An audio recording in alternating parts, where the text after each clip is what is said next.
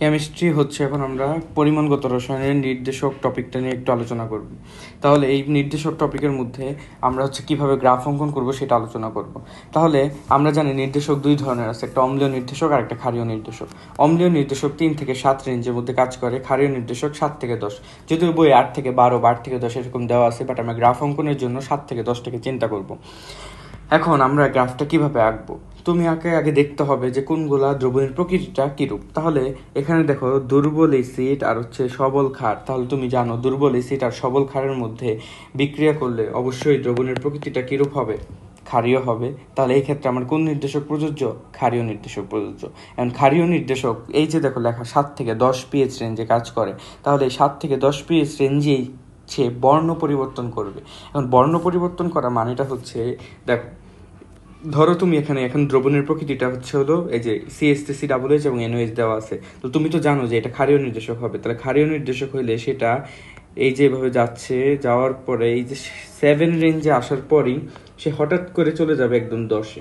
কেন? কারণ যে 7 থেকে 10 সে বর্ণ চেঞ্জ করে।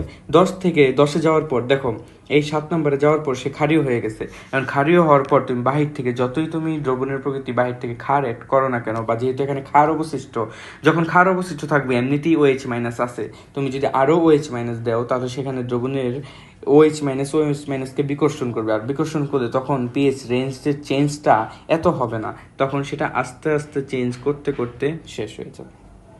বোঝা গেছে এটা? তারপর যদি আমি সবল অ্যাসিড এবং দুর্বল ক্ষারের কথা চিন্তা করি, তাহলে আমি জানি এখানে দ্রবণের প্রকৃতি হবে কি, দ্রবণের প্রকৃতি হবে অবশ্যই কি অম্লীয়। আর অম্লীয়র কত রেঞ্জে কাজ করে, 3 থেকে 7 রেঞ্জে কাজ করে। এই যে 3 থেকে 7 রেঞ্জে কাজ করে। তাহলে এখন এই 3 থেকে 7 রেঞ্জ সেটা আমি কীরকম করে দেখাবো, সিম্পলি বিষয়। তাহলে এই যে এখান থেকে শুরু করলাম, এই 3-এ গিয়ে সে কোথায় যাবে, ডিরেক্ট সাথে চলে যাবে। 3-এ গিয়ে ডিরেক্ট সাথে চলে যাবে। সাথে যাওয়ার পর সে আবার আস্তে আস্তে বর্ণ চেঞ্জ করবে, শেষ। তারপর যদি দুইটাই সবল হয়, তাহলে দুইটাই সবল হওয়া মানে সে 3 থেকে 7 রেঞ্জেও কাজ করতেছে, ক্ষারীয়তেও কাজ করতেছে। আর তুমি জানো দুইটাই সবল হলে অল নির্দেশক প্রযোজ্য,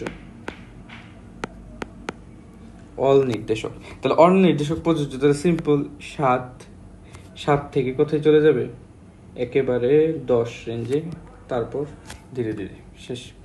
তারপর দুইটাই যদি দুর্বল হয়, তাহলে দুর্বল মানে সেখানে কোনো ধরনের নির্দেশক প্রযোজ্য হবে না, তাহলে নো নির্দেশক।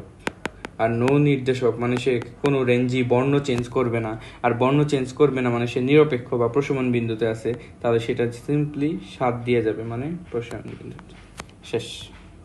এতটুকু ক্লিয়ার? আশা করি বুঝতে পারছো। আমি সংক্ষেপে বোঝার ট্রাই করলাম, বিশেষ করে রমিজুদ্দিনের পরীক্ষা এই জন্য আর কি।